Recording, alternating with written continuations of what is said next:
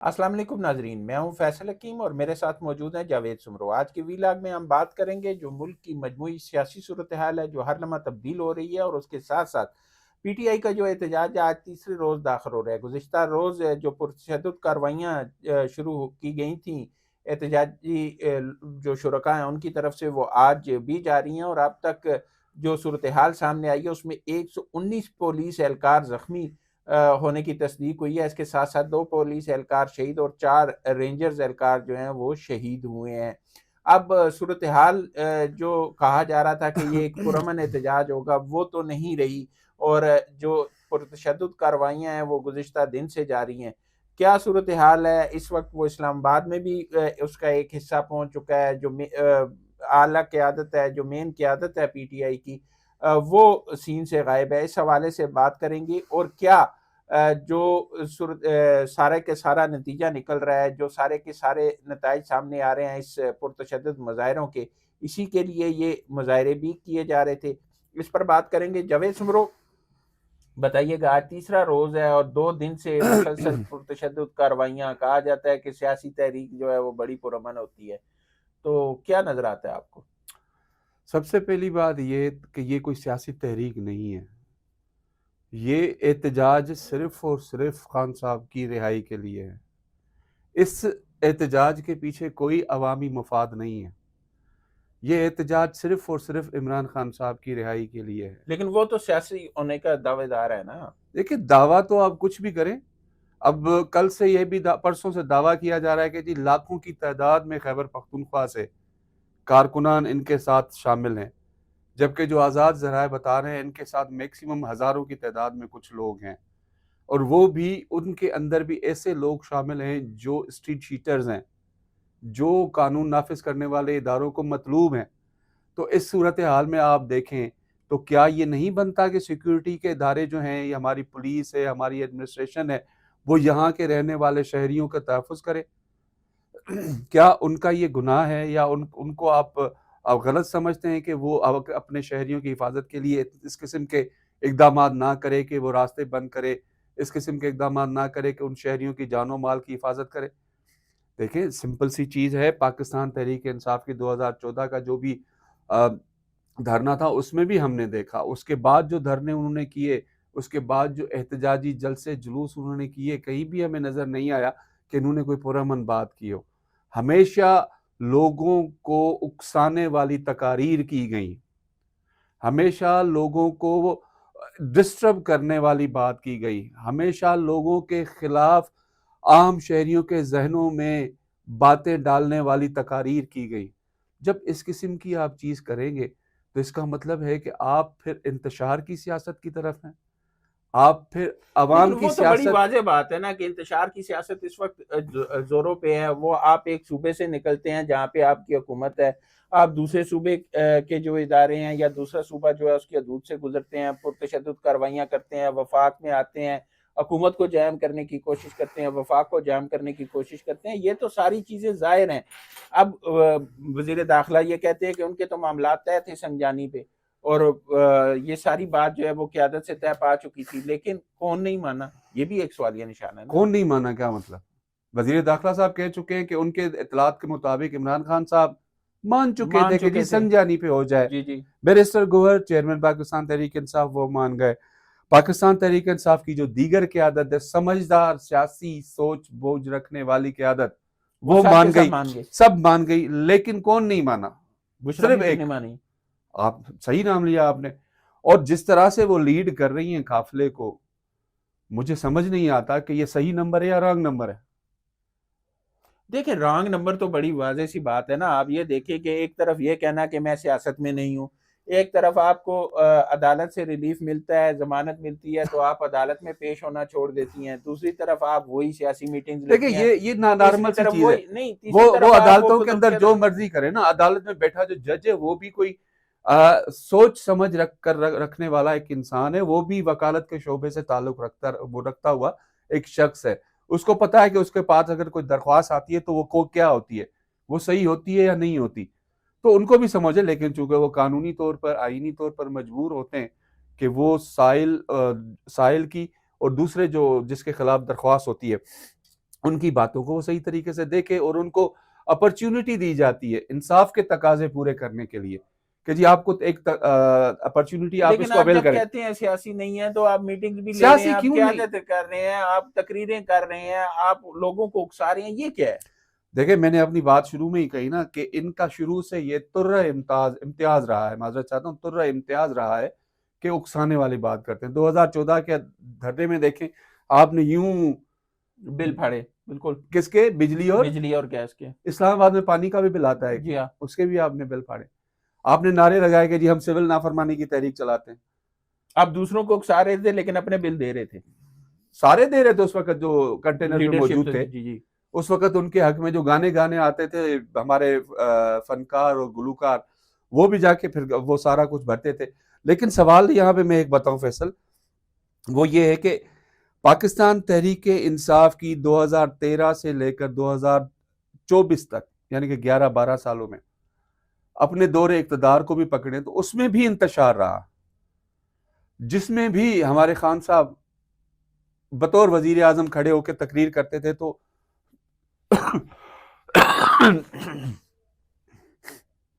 عمران خان صاحب بطور وزیر اعظم جب بھی کھڑے ہو کے تقریر کرتے تھے تو پھول نہیں چھڑکتے تھے ان کے زبان سے.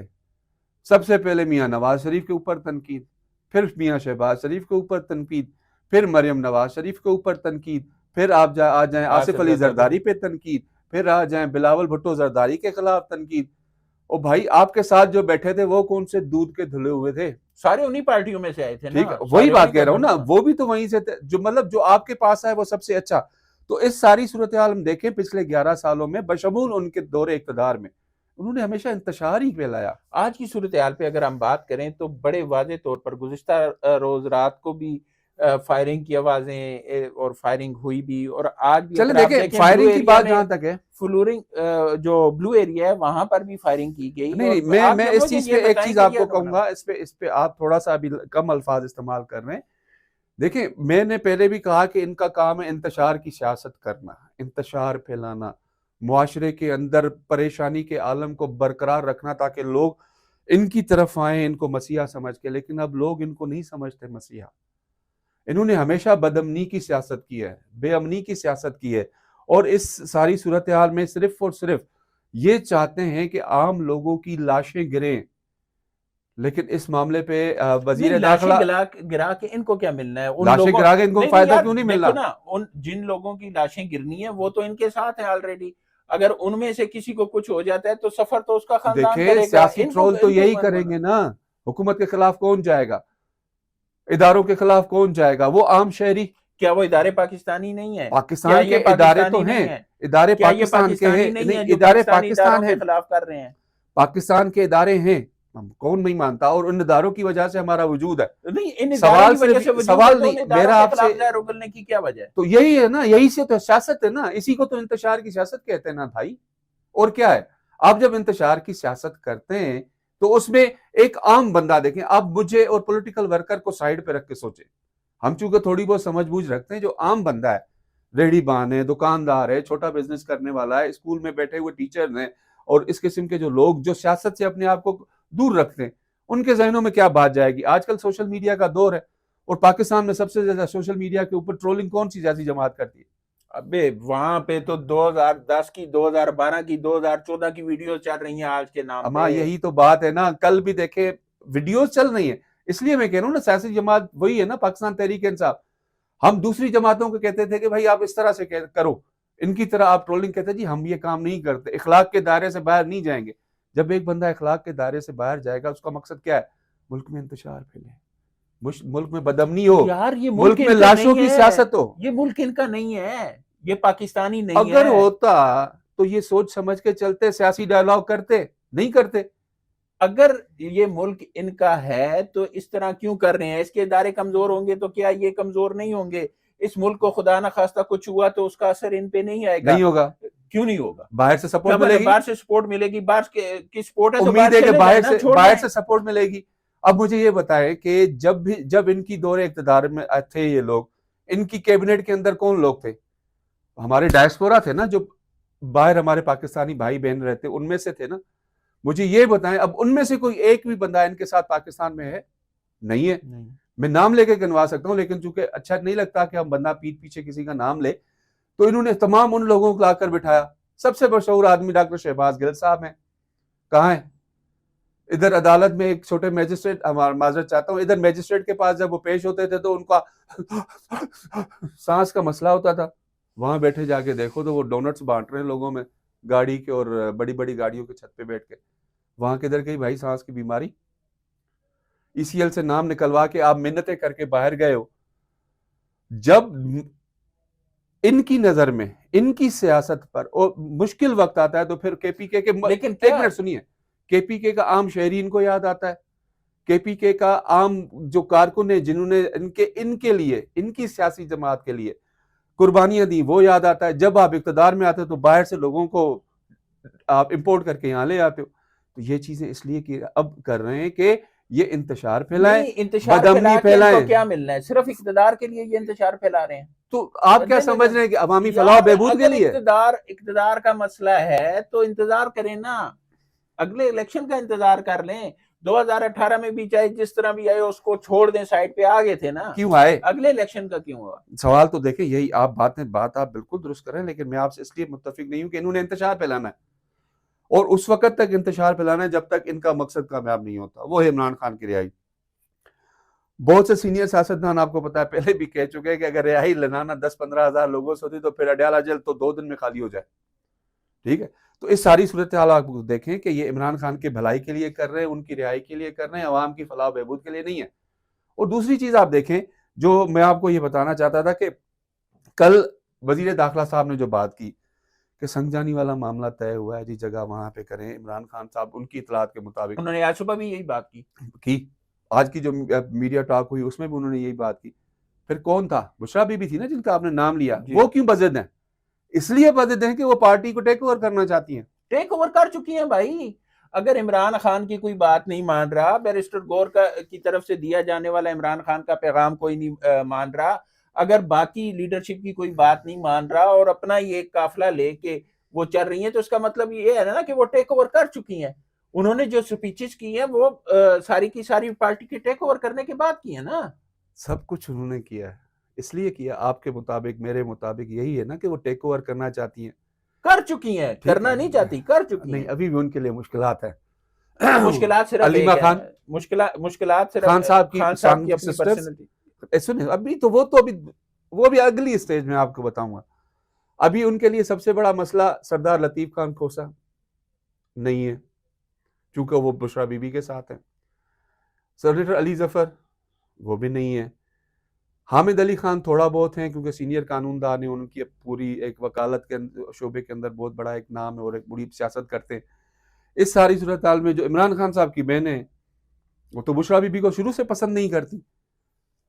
اب ان تمام لوگوں کے پتے کاٹنے کے لیے یہ ساری سیاست محترمہ کر رہی ہیں تاکہ لوگوں کے دلوں میں گھر بناؤ.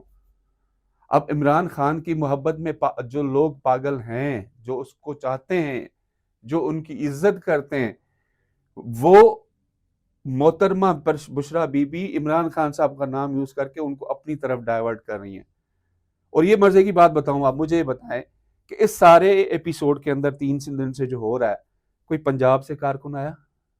نو. اسلام آباد سے آیا؟ نو. یار ایک